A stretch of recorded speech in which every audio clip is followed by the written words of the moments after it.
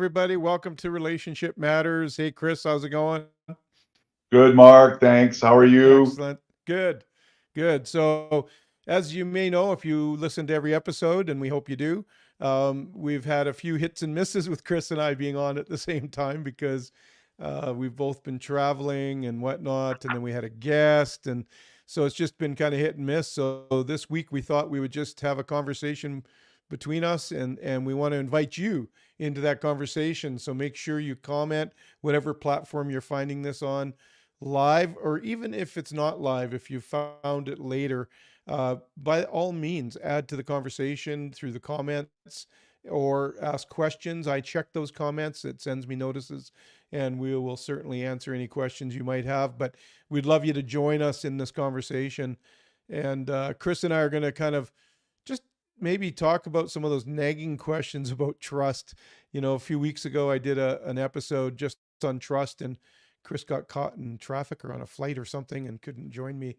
So we want to review that a little bit and just talk about that, because probably over the next little while, Chris, we want to just, when it's you and I, we want to kind of look at the pillars, the five pillars of a healthy relationship that are in the foundation. And so we'll be talking about those kinds of things together, and just having empowering conversations around those five pillars. Yeah, I think it's important that now we really kind of dive in a little bit more about those key pillars and to really understand what are some of the tools and methodology you can do to improve relationships, enhance relationships. So yeah, those nagging questions about trust. Yes. Yes, for sure. It's interesting because, of course, I coach on a regular basis as well as speak, and it keeps coming up, and even the feedback from that episode I did on trust.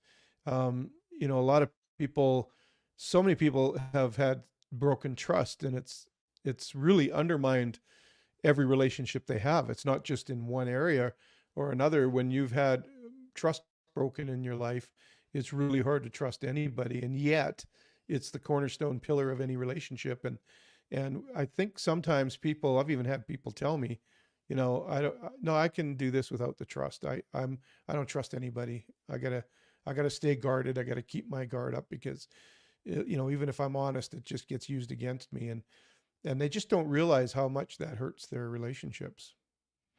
Yeah, exactly. Well, I have I have a right now I'm struggling with a bad relationship with my hair today, and it ain't working. It didn't work today and all day, and it's like, it's all over the place. So my Who's your my hairdresser? My goodness, we got to talk to that girl. hey, it's not her. She's the best in the industry, and she's a redheaded specialist, which is great for my wife. But somehow she transforms me into a runaway model, and I make myself look like, I don't know what it is. So today the Uh, relationship with my hair is strained. and in case you're tuning in and wondering what the heck we're talking about, my daughter is Chris and Lori's hairdresser, and mine too, and my wife's, and our whole families, and everybody. She's Help, very popular. Jaylene, help. Help, Jaylene, please Yeah. help. Anyways, Yeah. Well, that is true. We have a relationship with ourselves too, and so sometimes it's but that's not what we're talking about today. We're not going to talk about my hair and the you don't struggling trust your relationship hair. with it. Let's talk about some real goodies today. Yeah, for sure. For sure.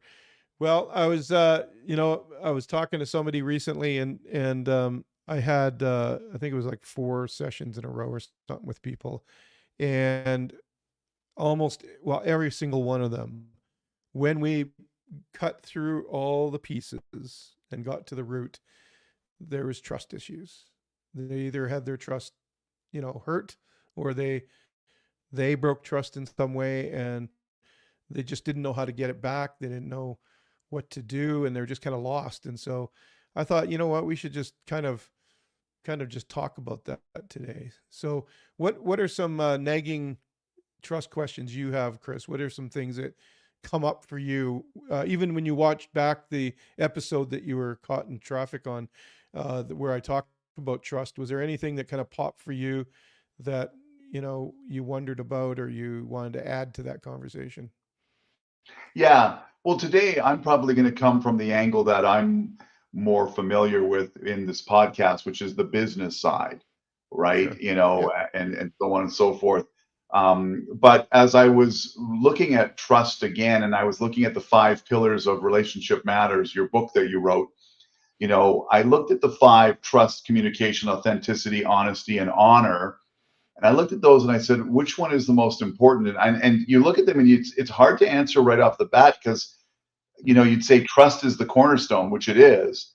But without good communication, you can have pretty poor, the Yeah. trust doesn't really happen. So I kind of was this whole mixture I was not struggling with, I was kind of doing it, but it all came back to trust. And one of the questions that popped in my mind, because I was thinking about scenarios of trusting, right? Like different, Yeah. and the question that popped out to me is do you think, Mark, that there are different levels of trust, or is trust just an overarching piece of it? Let me give you an example.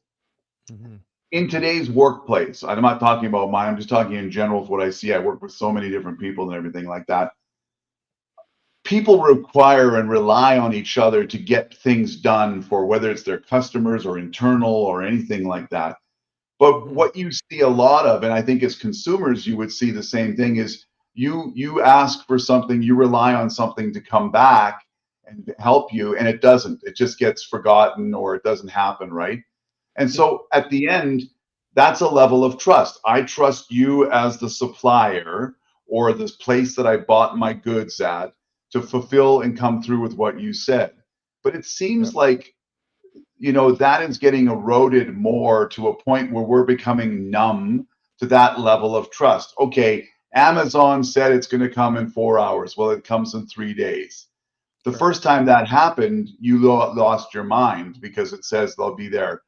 After the 20th time, it no longer, it's kind of like, so what I'm saying is, I know it's a long question I'm asking, but No, it's good. are there levels of trust that you could classify? Like, is that kind of trust or the trust in your coworker that they're going to respond to your email and get the initiative done that you need? Is that Yeah. as bad is that as bad as someone cheating on their wife? Right. Yeah, no, there are definitely levels of trust for sure. Okay. And if you can see you know, in a ladder form, you climb ladder, you climb the rungs of a ladder. I would say that the closer the relationship is, the more important the relationship is to you, the more trust is required. So I use the illustration of a bank account, right? So I call it a trust bank.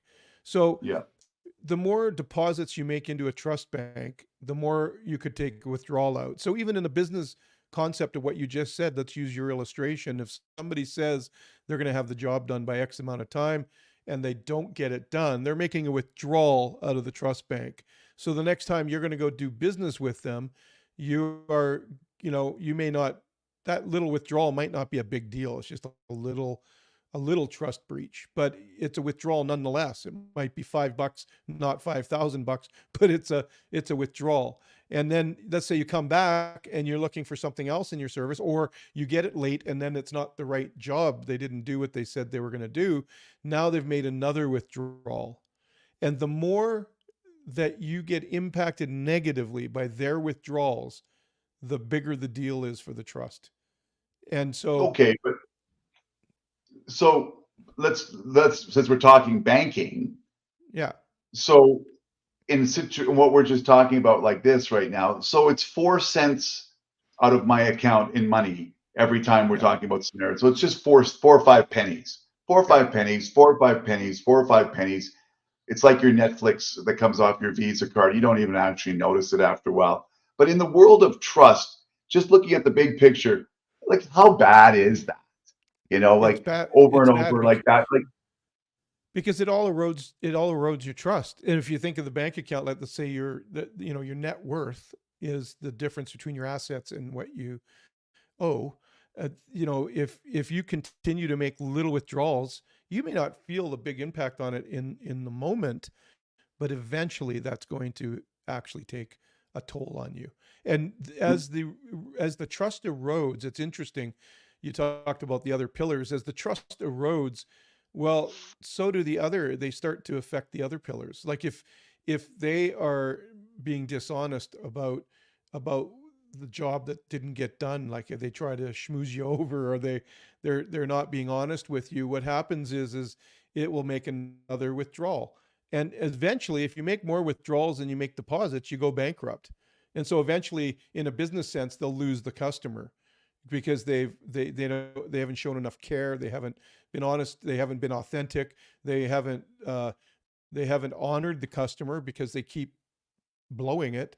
So it actually does affect. It's a little thing in the moment, but it accumulative, it can become a big impact. And so that's why I think it's important to acknowledge. Now, nobody's perfect. That's why it's a trust bank. Nobody's perfect. I make withdrawals with even with Sandy or with my customers. I had a customer book, but for some reason my calendar double booked me. So I had to ask them if I could move their appointment. That, in my opinion, is a trust withdrawal, not a serious one, not one because I didn't intend to do it, but it still, they didn't get their need met in the sense that they have to wait 2 weeks now to meet with me. And so that's a trust withdrawal. So how do I put the trust back in? Well, I sent an email apologizing. I sent another a video that I have that sometimes is behind a paywall, and I just sent it as a gift to say, hey, sorry we had to do that. Here's something for you to look at and watch in the meantime. And so I made a couple of deposits to make up for the withdrawal. But if I continually double booked, if I continually wasn't available, especially again, it depends on the business. If it's a high trust, my business is a high trust level. People need to trust me if they're going to come Yeah. and get coaching by me. But if I was changing their tire, they may not be as big a deal. Although if I change the tire and don't tighten the bolts and the wheel falls off, that's a big trust breach. It's hard to come back from that, right? And so what do you Yeah. do about it? So because you've made a withdrawal, even a small amount, doesn't determine the end result. It's what you do about it that will determine the end result. So actually, yes, little withdrawals, little white lies, little misdirection, all those little things actually they add up to a big thing. How common do you see in your practice and in life with all the relationships you're involved with and all the things that you're involved? How common is the slow burn of removing and reducing trust compared to the shock and awe one, where Yeah. I spent the money I shouldn't have spent and I didn't tell you or whatever like that? Do you see that we're becoming more and more bit numb to these little trust withdrawals to the point and and that's becoming now the forefront of why relationships are tumbling? Or do you see it still? Obviously it's the I just bought something for 10 grand out of our savings account, didn't tell my wife, and that's not going to create a very good healthy Yeah. situation. So what are you seeing? Is it becoming more common, or is it really that's the common? It's just a little erosion? Yeah. Often it's the little erosion that leads to a big one. So you know how even a hillside starts to erode and the little gravel falls down the hillside, and then one day the whole chunk of the mountain comes down onto the highway. That it's the Yeah. same idea. It was eroding underneath for a long time, and that's the problem because when you there's two sides to this coin. If you are the one that's breaching the trust, and it's just little things. I said I'd take the garbage out and I didn't. Uh, I spent money without checking in. All these little things that don't make up a big amount in themselves. The more I get away with it, the more I get permission to do it. And what happens is I begin to do it more and more because I'm being enabled, because I'm not being called to account. And and I'll keep doing it until then all of a sudden everybody's surprised at the big one. In the context you said, Yeah. infidelity. Infidelity doesn't just happen all of a sudden like, ooh. It was years of eroding the relationship, eroding the trust, eroding not having those hard conversations. So on that side of the coin, if I get away with it, the more I get away with it, the more I'll do it. Yeah. It's simple. The other side of the coin is the more it's done to me, I will make excuses for it potentially. I might slough it off a few times, but then as it increases and becomes more and more, I may not address it because I don't know how to. Like maybe that's where the communication pillar comes in. I don't know how to communicate that. And so I just push it down, push it down, push it down until I have an explosion. And then all of a sudden, like, yeah, I don't know if you've ever had a fight with Lori or an argument with somebody at work, and it's like you end up at the end of it, you say, "What was that even about?" I, I don't I don't even know why what were we arguing about? What even triggered that? And you don't know why, but it was all these little erosions of trust, all these little withdrawals, all these little things that were never addressed, were never brought up. That's why you're right. All the pillars interact together. They all affect the other one. And so that's really important. Before we continue on, I just wanted to, hey, make sure you comment. I've seen people coming on and off here. Make sure you comment and enter this conversation with us and throw your ideas in too. Or ask a question. I'm happy to answer any questions that come in. So yeah, Mhm. what do you think of that, Chris? Well, yeah, it makes total sense, but I think that we get blind to those little pieces of erosion, Yeah, those constant withdrawals and everything like that. And that goes back to my philosophical question in the beginning, which is, yeah, are there levels of trust, like deep trust? Like if you're an astronaut and you're in the space, you obviously have a very deep trust that that rocket ship you're in is that you're living in for 21 days is it's going to work, right? There's got to be a real deep trust. yeah, Um, but do I have that same trust when I walk out to my truck in the morning and put the key in? And I mean, I know this is surfacey, but I'm trying to make a point that once we dig yeah, into the human aspect of the yeah, relationship, you know, what does that do to affect? I mean, in your book, Relationship Matters, when you talk about the five pillars and under trust, you talk about trust equity, being transparency, yeah, loyalty, and fulfilling promises. Well, Mark, I mean, I know that's the cornerstone, but think of those three things: yeah, transparency slash vulnerability. yeah, No. Loyalty, shucks. Loyalty is like, where is that today? And then yeah, fulfilling promises. Well, you know, it's so easy to say, yeah, I'll get to it or I'll do it and everything and not do it. And there is no accountability. So when you look at those three things when you're building trust equity, Mark, how in the world can someone start to develop a way to be cognizant of that? yeah. Well, the answer was in your question, and that is you start.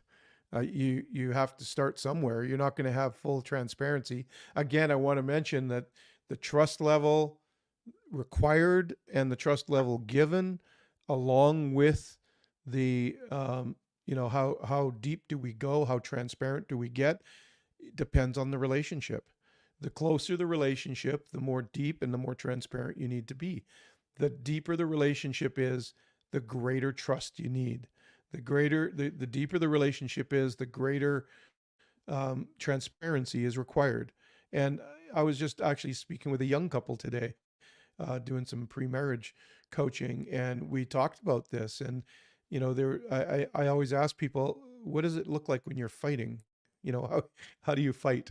And it's amazing how many times it comes up that the transparency just isn't there because that vulnerability is not comfortable, and people have had vulnerability used against them. But I've always said, if you're vulnerable and you're true to yourself, you're authentic, there's the center pillar.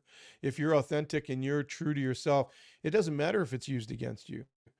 I value relationships, so I'm going to value transparency because I want trust equity. So I'm going to be transparent if I want a close relationship. A work relationship with maybe even like a B2B relationship depends on how dependent you are on that relationship or that thing to come through for you.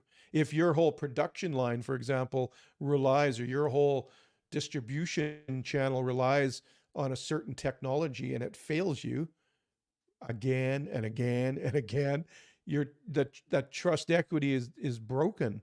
So there goes loyalty. There goes, and the question is, can you be transparent? It's vulnerable. What does that mean? It means that you go to that company and you say, listen, you're putting me in a very bad spot right now, and we need to fix this because I'm not happy with this and I'm not going to keep putting up with it.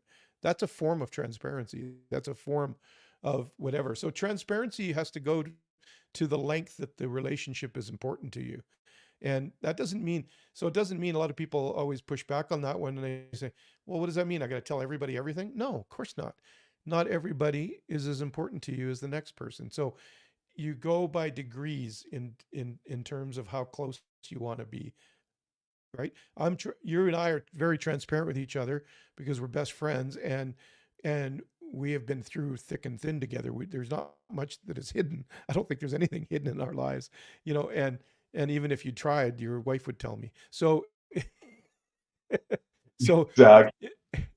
it's like, there's nothing hidden. And so why do we have such a strong friendship? Well, because there's transparency, there's loyalty, and we fulfill promises. Now, if there's an area of weakness in yours and my relationship, in our trust equity, that's where a withdrawal can be made. Just Yeah. speaking, if we're going to get real on this podcast, which we always are, Chris, there's times you've said you'll come through with something and you don't. And then that affects the trust equity. You make a withdrawal, but it doesn't end the relationship. It doesn't make me, don't talk to me no more, because we've got so much equity in there that we can make withdrawals once in a while. And I'm sure I make withdrawals with you as well. And it's like, especially if I have to challenge you on something or push back on you on something that you don't like to hear, that can feel bad. It can feel wrong. And so I just, so that's why it's so important. The transparency and vulnerability is very difficult for a lot of people, especially if you've had any kind of tough childhood and whatnot, like we have your story and my story. It can be very difficult, but it is essential if you want a healthy relationship. Yeah, exactly. It's interesting when you talked about this couple with the marriage coaching that you're doing. I married my wife 38 years ago, and we went through marriage coaching also. Yeah. And the program was about 6 weeks, right? We did once a Yeah. week, 6 week, fairly in depth. We'd known each other, Lori and I, for about a year, so we knew stuff about each other and everything. And so I'm sort of sitting through this thing like, I don't know if all men do this, but I'm gonna classify men in this one where we're just sort of sitting there going, okay, here we go, sharing my feelings, da da da da da, doing all that stuff like that. I don't know, whatever it is, right? Yeah. And I'm going through this thing at the very end, like it's like week 6, and I'm like, yeah, this is over now. This is great. It's great learning, and yeah, yeah, yeah. We're all doing that, but it's week 6. I get to finish, and the pastor looks at me and says, "We need another 4 weeks with you, Chris. Okay, so based on what I've seen, we need another 4 weeks." And Lori's going like this, yeah, yeah, yeah. What's interesting about those 4 weeks is they had to peel back so much. I had to reveal so much. And Mm, I was surprised that Lori said, "Yeah, I think I'm still going to go through with the wedding," because they ended up like you do this a lot with people where you get to the root. You yeah. get to the real goodies, right? He gets to Totally. the real goodies, and I'm spewing off the things that only you and Lori know about, right? And stuff like Yeah. that. And Lori's sitting there going, that deer in the headlight look like, what am I hearing here, right? That Yeah. what's interesting about that is it was therapeutic for me, Yeah. but it also set the boundary, not the boundary, but the guideline that this is what you're getting into, Lori, and this now. There isn't, but then there's Yeah. always the opposite of that too. I always chuckle when I meet someone for the first time and they've got an outgoing personality and they're like this and they're like, I go, hi, how are you? And how nice to meet you and everything like that. And what's going on with you? Well, I got a really bad stomach rash right now. And I've been putting cream on it. And like, I'm like, whoa, whoa, whoa, with the transparency, please. I'm not quite ready to learn that about you. Right. Yeah. So Well, there's the there's, other opposite, yeah. See, there is such a thing as TMI, right? Too much which information. I struggle with, right, as Yeah. you Yeah. know, in terms of my Yeah. world. But at the same time, But you So know, you transparency, you brought up a great point though, Chris, that we need to underline, and that is you felt healing come from your transparency and vulnerability in that moment. But that the level of that transparency was required because you're entering into a covenant relationship with this woman. yeah, And so when you but then I I would suggest to you that that transparency from those extra 4 weeks laid a foundation that probably saved your marriage 10 years down the road, 12 years down the road, because it brought some understanding to situations you guys were facing together. And and so it actually laid a foundation. And people don't often think that way. You don't think long term like that when it comes no, to a relationship. But your transparency today can actually establish a foundation for the future that you don't even know the level of equity that you're going to need, that you might have to withdraw to be able to get through something difficult with your spouse or with a partner in business or whatever it is. And so that's why it's so important. And a lot of people don't, that you know, I got to be transparent, I got to be vulnerable. Yeah, yeah, but it actually serves you well when you do it right, when yeah, you are authentic in it. And if it's used against you for any reason, then your conscience is clean. You're clear because you confessed it, you said it, and so it's off of you now. It's the weight's not on you anymore. If somebody else can't handle that, then that's their problem. We don't have to take their problem on. yeah, And so it's just an untalked about area that people don't understand. And and young people especially, that when they're entering into relationships and they're just learning about relationships, this is a vital thing. If you don't see that transparency, that loyalty, or that keeping promises in somebody you're dating, those are all red flags. Run the other way. If they can't be loyal to their family, their parents, or whatever, their mom, then don't. That's a red flag. So it just means there's something inside them that needs healing, and that doesn't mean that it can't be healed, but it just means that you're gonna have to talk about it. yeah. And the other thing you said earlier on that caught my attention was when we look at the overarching umbrella of trust, okay? Because we talked about, are there different levels of trust, and Yeah. and all this type of thing and everything. But the I think that, I don't know if you want to call it good news, but there is no way that anybody, I don't know if you can get to 100% trust all the time, every day, every second of the day. Because like you said, It's you know, impossible.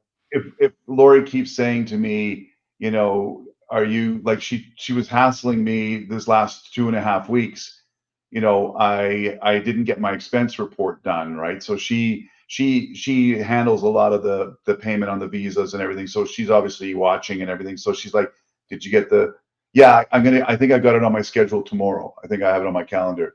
Then 3 days later, so did you get the expenses in? And so that kind of went on for a little while like that, Right. and so on and so forth. And I just kept on, yeah, I'm going to get it done, and I'm going to get it done. So when she called me from home in the car today, coming home from work, she's talking about getting dog food and whatever else. And then it's kind of like, yeah, I'm just going to get some dog food and gas up the car. Oh, and by the way, did you get your expenses done? Good news, I got them done. Yeah, But did that feel again, good? well, yeah, I guess it felt good. Yeah, it felt It good did. You got because, to say, yes, I did, honey. And it made her feel good and it made you feel good. but the Yeah. overall is that what I'm saying is, I'm 38 years married with Lori. And I Yeah. think that anybody that thinks that they can go into where trust is you have to always pursue the ultimate trust, gaining trust. I think you have to pursue it in such a way that, and knowing that you will falter. Yeah. That little 4 cent, withdrawal of the Yeah. expenses 6 times, that's 24 cents, Yeah. like that. That's not going to knock our relationship into a spin cycle. Yeah. However, you talked about the erosion and everything. The good news is, when you go back to those 5 pillars of the Relationship Matters book, number 4, which is honesty, you also talk about forgiveness. Yeah. exactly. right? And I know it's difficult. Forgiveness on a trust breach is like, like It's tough, we're but not. it's really, people ask me, how do you regain trust? Like, how do you get trust back, or how can you trust again? And on the sending end, you've got to take responsibility. You've got to just own it up, fess up. Don't shy away from it. Don't beat yourself up. Get all shameful. Feel like you're a big loser. I'm just, because all that does is it just perpetuates the problem. Just own it. Say, you know what, I screwed up. I made a withdrawal there. I need to make a deposit, and then find a way to make a deposit again right away. And by simply taking responsibility, you're making a deposit. And then by maybe, like with this expense illustration, you get it done.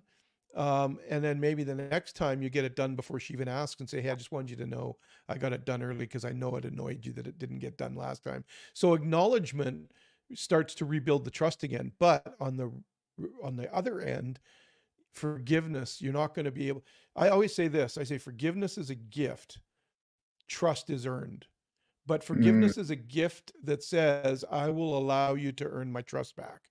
So it's like, if you're forgiving, you got to then let them earn trust back. If you forgive and then you just keep on not trusting them or not giving them an opportunity to earn it back or make deposits, then you sabotage the process. You're now the one that's actually, by not forgiving, by standing in unforgiveness, you're making withdrawals out of the trust bank.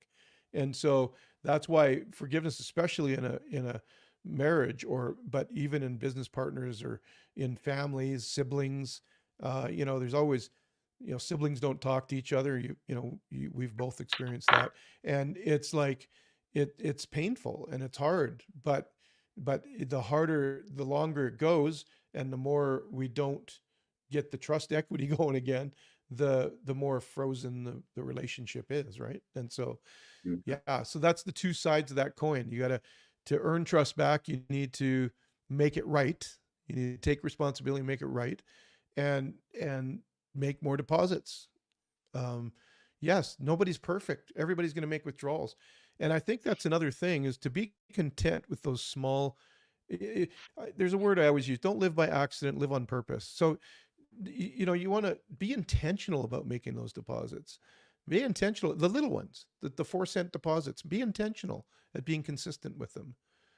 Every I Yeah. love you, every hug, every promise that's fulfilled is a deposit.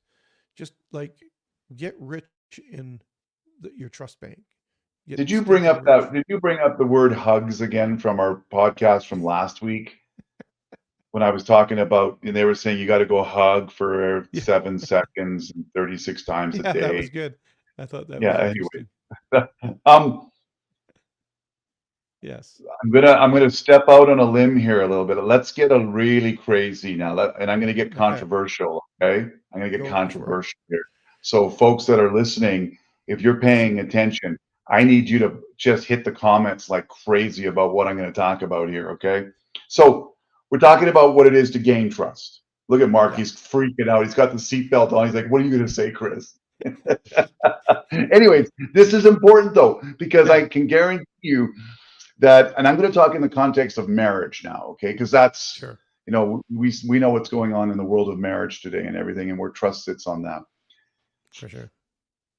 Lori and I made a deal with each other years and years and years ago, and this is where the controversy will. I want to see the comments light up like crazy about this right now. Trust is so important to us, regardless of whether we've broken the trust with each other on the I'll call it the everyday things or some of Yeah. the bigger things. Hmm. But cheating on each other is an absolute no-no. Like it is a non-negotiable for us. And I mean, I say non-negotiable. It's a non-negotiable that if it got breached, Right. right? Yeah. And our pact with each other is if that happens, we're done.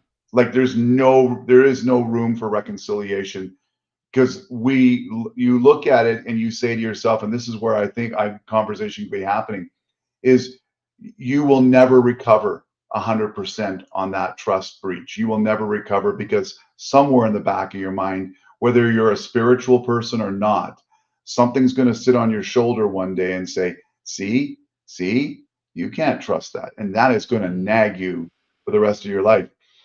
And what's interesting about that, as I talk about that, is that, and why do I bring that up? Because I think it's important that people realize that there comes a point where, and how important trust is in anything, that when you truly break it, like bust it, you have to be prepared that if it's worth it, you've got to make an investment to recover. Now, Lori and I have our little pact, and we've had that for years and for years and for years. And is that healthy? Well, you can answer that in a minute anyway, because you're a relationship expert. But it is what we decided. However, what's interesting is about 7 months ago, I was sitting out in the back deck staring at the stars in the evening. And a thought came across my mind. This is getting real freaky, people. If Lori cheated on me, could I bring her back? And I know what I realized is that I loved her and I love her so much that I Yeah. think I could bring her back.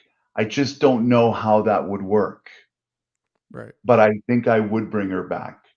Whereas Yeah. before it was adamant. So I'm busting out something like you're probably looking at this. I'm surprised you're not texting me saying, Chris, stop talking about this stuff, right? Of course I'm not. throwing that out there as It's an example. What well, happens when you get to a point? we have to talk about it because it happens every day. Okay. It happens every day, and people want to shove it under the rug and cover. Listen, infidelity is absolutely devastating because it breaches the core of a covenant. You've made vows to each other, and you've broken those vows. And there's millions of people that have done that. And I'm not saying that with judgment. There's no judgment in my No, heart when I say it. no. I'm saying it is devastating to a relationship. It just is. It can't not be. And and by the way, one of the ways that I can ensure that that does not happen is by making these daily investments in Trust Bank and working on my relationship so I have no reason to ever or an excuse that I can give to be able to justify doing it. So I've been faithful to Sandy for 40 plus years. You've been faithful for 38. It's like that is not going to happen in our worlds because I just won't let it happen on my end. Yeah, good Now, example of that, Mark. Good example of that is that I go into a lot of dinners and business dinners and travel and everything. And again, yeah, let's bang by before I go further with that. Let's put a disclaimer on that. This is not a judgment. None of no, what we're talking definitely about not. is judging whether you did this or not. That's your own personal thing, and if Yeah, you are feeling guilty or not. I don't want to judge anybody for anything that is a. yeah, I don't know who they are. I don't know what's going on in their life. So it's important to understand that when we talk about this, and if you get a little bit uncomfortable, it's yeah, not because we're talking to you. We're just talking overall. I go to these business dinners, and you go to the Keg and Joey's and all that stuff, and of course the girls are dressed a little bit differently than normally and stuff like that. And the guys will say this: "It's okay to look at the menu as long as I don't order." all right, And yeah, I'm like, that and right there is a withdrawal, isn't it? yeah, absolutely, absolutely. First and foremost, it demeans your wife, and it demeans Yep, the girl you're looking at. And so if you absolutely. have, if any, you only have sons, but if you had daughters, you have a daughter-in-law, and Yeah, if somebody demeaned them, you wouldn't feel too good about it. Yet millions of men every day do that. So it's an integrity issue for me. It's like I don't want to demean women. I don't want to demean my wife, and so I choose not to do that. So it no, it does help because if you look at the menu long enough and enough times, you'll begin to want a sampler. And and the that's where you sampler talked about.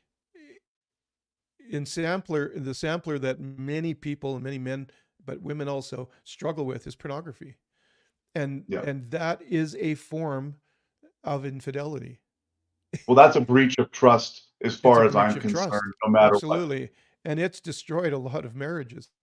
Now, I want to address something. The nature of your question is, can it be restored? Yes. Yeah, I've seen couples, I've seen it have even better relationships after because conflict and disappointment and heartbreak actually are invitations to go deeper into what the cause and effect was. Why did I allow that to happen? what was going on. And as long as each party is willing to walk in forgiveness and walk in transparent, it's interesting. It comes full circle back to what would prevent it. Oftentimes, I wrote a paper that got into a magazine. Can't even remember the name of the magazine now, but I wrote an article about this, and just simply that the very principles that you apply to having a healthy marriage is the same principles you need to apply times two when you've had a breach of infidelity of some sort. And so you have to work twice as hard. You have to earn that trust back and rebuild. That's a bankrupting event, but Yeah, it doesn't mean that you can't take responsibility as your first little deposit back into the deposit bank. I will say this: if somebody's in that situation right now, coming clean, if you truly want to save your marriage, coming clean without being caught is the best way to do it.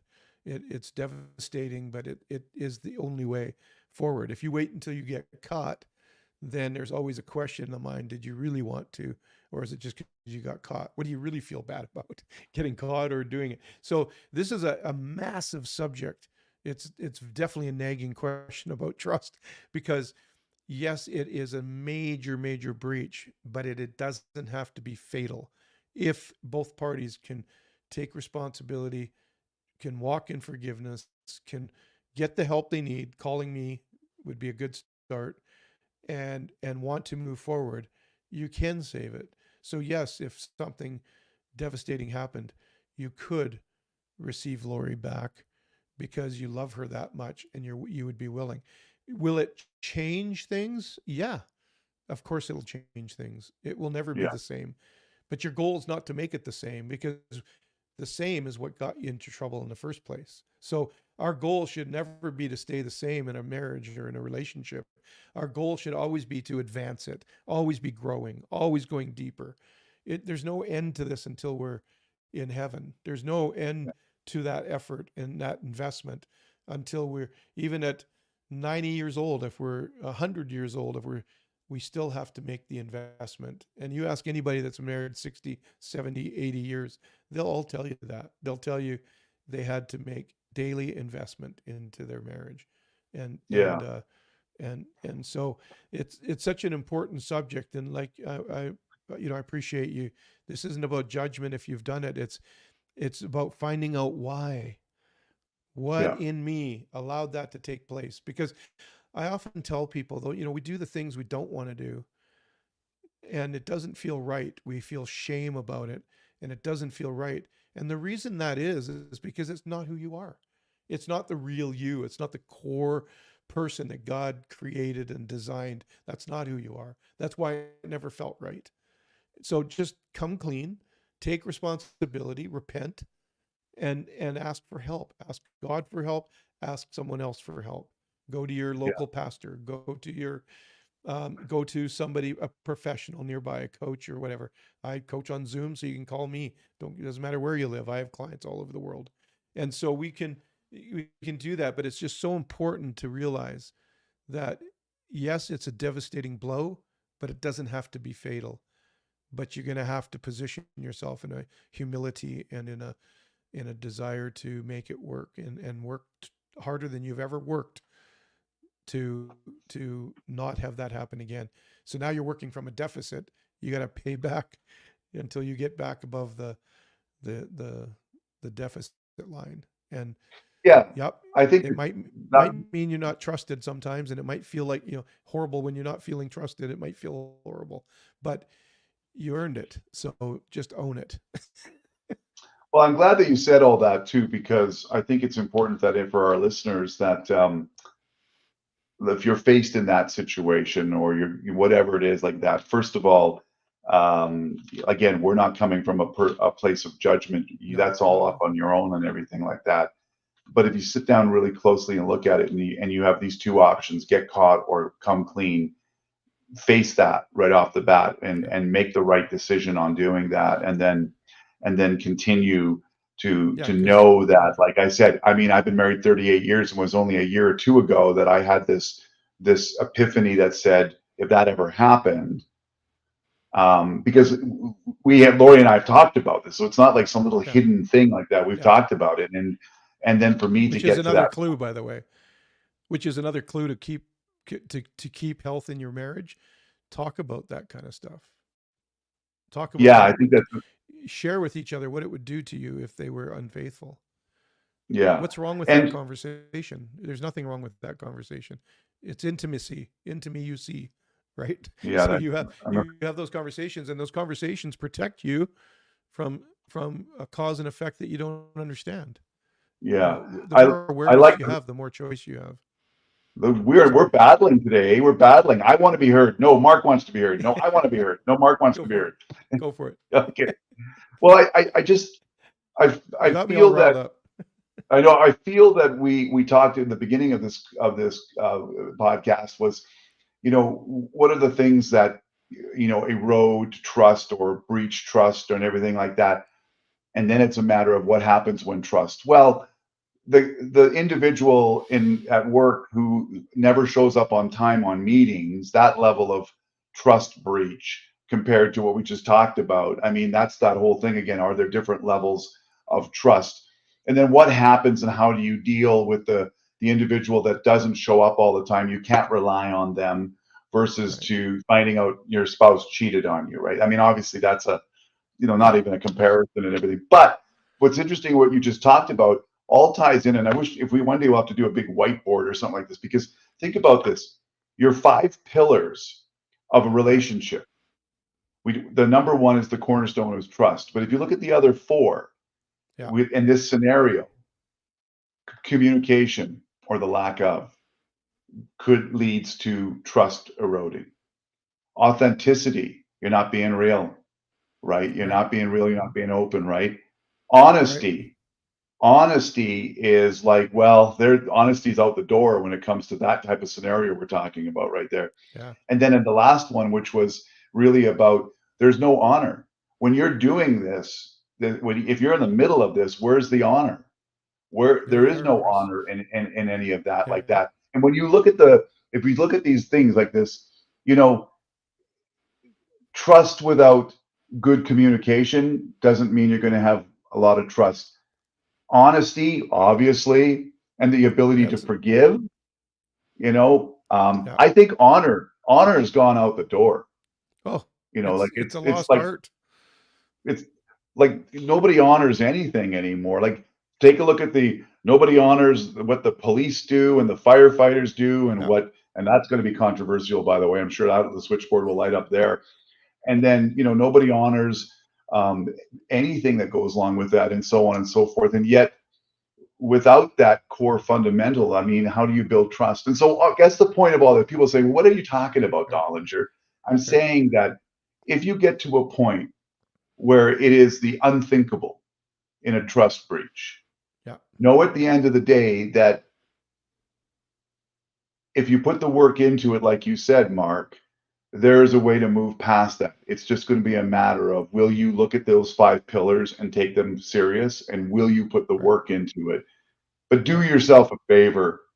Don't look at the menu. Stop looking at the menu. Yeah. Stop Yeah. putting yourself in these situations that erode you. Don't get on the internet at 1 o'clock in the morning, Yeah. and all that kind of stuff is, and just have the discipline to say that your relationship is that important that there is no reason to have that. And again, but as our And church says, let me finish on this, Mark. As our church yeah. says, as the door as you're walking in, there are no perfect people. Nobody's Yeah. perfect and everything like that. And so know that you can move past it. Yeah. But we need to understand if we're doing those things, it's because there's a deficit in our own lives somehow. So Yeah. that central pillar, Chris, is authenticity. Yeah. Authenticity is simply not just knowing yourself or not just being yourself, but you got to know yourself to be yourself. And so when we understand that there's cause and effect, like any addiction, it's comforting ourselves. It's finding distractions so that we don't have to deal with our emotional hurt and our emotional pain. And so all of those things come out of that place. There's always a cause and effect. And you said, if you care, you have a relationship with yourself too. And so it's actually an integrity issue. if you look at the menu, if you're going on porn sites, if you're doing these things, you're not just breaching the relationship with your spouse, you're breaking the relationship with yourself and with God. You're breaching your relationship with your integrity, with yourself, because it's not who you are. You don't need that in your life to add value. How in one way does it even add an ounce of value to your life? It doesn't. It actually steals value from your life. It actually unlocks shame. Then you got this secret shame that you're dealing with.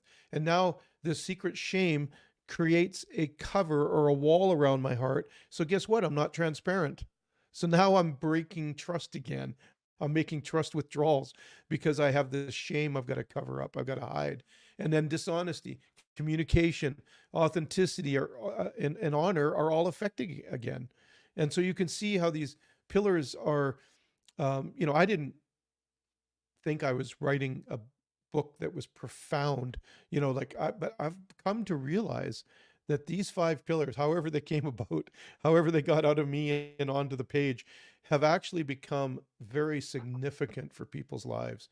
Where, like, this is a blueprint to healthy relationships because, boy, if you can follow those five pillars and you can have them in your life, they literally, you'll feel better. You'll have a stronger confidence and identity, and you're going to have healthier relationships with with God, yourself, and others. Yeah. Well, you know, out of the five pillars that I think we want to talk about over the next number of weeks and everything like that, we could probably spend 11 weeks on trust alone, as the Oh yeah, cornerstone. yeah, And for I sure. mean, there's scenarios that are all over the place, Yeah, with that. And I'm as guilty as anybody else of breaching trust. yeah, And I think that that's something we have to realize as the human race is, we yeah. are not perfect. There are no perfect people. And Never will trust be. will be, but as what you said earlier, there's always cause and effect, right? So Yeah, if you are finding yourself in a place where you're breaching trust and it's eroding, the other side of it all is what are you going to do, right? yeah. Oh, and with that shameful plug right now. So if you are struggling with that, I highly recommend this book right here that Mark wrote that we keep referring to because this is really the piece that is Oh, that's the courses. Okay. blueprint. It's the blueprint to what we keep talking about.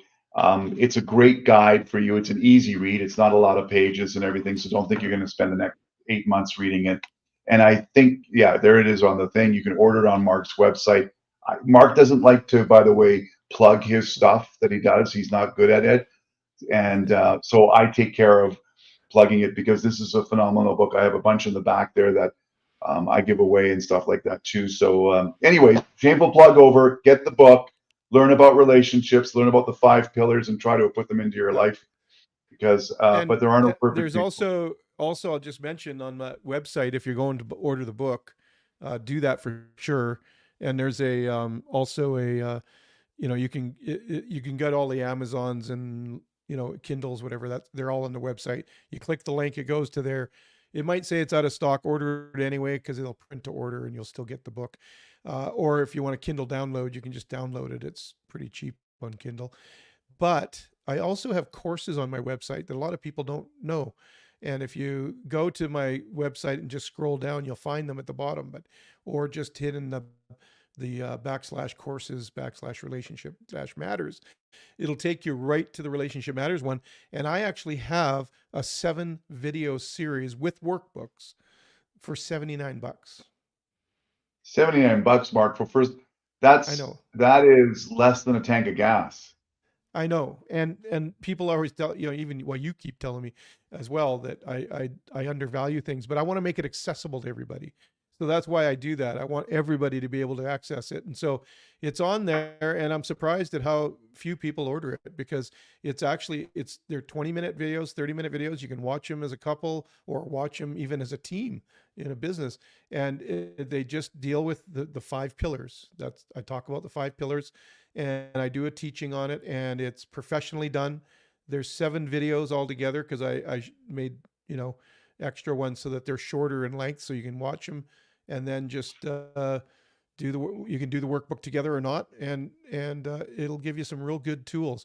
If you have the order the book and do it accompanied, it's even more powerful. So, Mark, yeah, are you now shamefully plugging your own stuff now? Like, yes. are you? Yeah. Well, Okay. Well, no, I'm do I not. get I'm a not. set? Hey, do I get a set of the way you're going right now? Do I get a set of Ginsu knives with this, or what's going on? Like, okay, everybody gets it now. Buy the book, order some courses, watch the videos, subscribe to the new newsletter, which I just received on Tuesday. All right, just everybody do that now. Mark, we got 5 minutes left.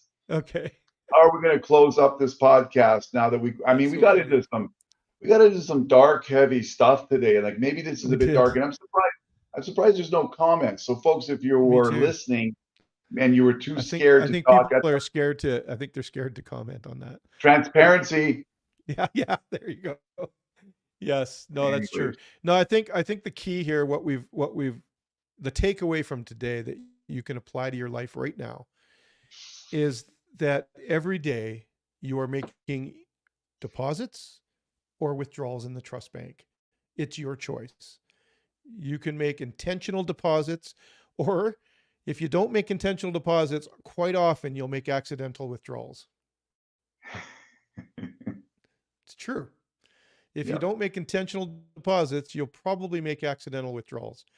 So anybody can build a very powerful, big, wealthy trust bank. Everybody can do it.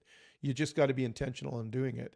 And if we hit a trigger for you today and you've experienced some of the pain we've talked about today, there is help. You can reach out to me or reach out to somebody, but you've got to know that you can build back afterwards. Even if the spouse that cheated left you for someone else, you still are valuable. You still need to build yourself back up, and you can. And so, so that you can start to trust again. You can begin to trust yeah, again. And that's so important. So that's what I want to finish this with. Just the practical thing, very practical. You're either making deposits on purpose or you're making withdrawals by accident. And I think I know which one everybody would choose if they know that. Now that they know that, you have awareness, you have the choice. exactly. And on my note, now that I opened the podcast with my intense struggle with my hair, I'm going to close with the fact that tonight I trust the Edmonton Oilers will beat the LA Kings. I'm trusting that that's going to Hey, happen. our guest Okay. from a few weeks ago, Mike Chisholm, doesn't like that. He's an LA fan, but yes. Sorry, Mike. Well, I want the Oilers only to win because I know the Canucks could beat them because they beat them all year. Oh, oh. On that note, Mark, uh, I just made a thank you, trust everybody. withdrawal. Yeah, exactly. All right, From my everybody. end, Thanks for joining us. what a great empowering conversation today, Mark. I think that That was again, great. if it made people uncomfortable, I'm okay with that because Yeah, staying in your little box and living in misery is not fun. that's for So sure. get yourself free of the stuff that's nagging you down and go Yeah. Oilers. Excellent. All right, everybody. Thanks so much for joining us. We'll be right back here next week again, Friday, 3 o'clock. Set your alarms. Make sure that you tune in and join the conversation. It's fun to have you. I know some of you watch later because it's the time of day and all that. Chris and I are working on that. But listen, watch it whenever you can. But it's awesome to have you live and commenting because it makes the conversation even more vibrant and more empowering. Thanks so much, everybody. Go Canucks.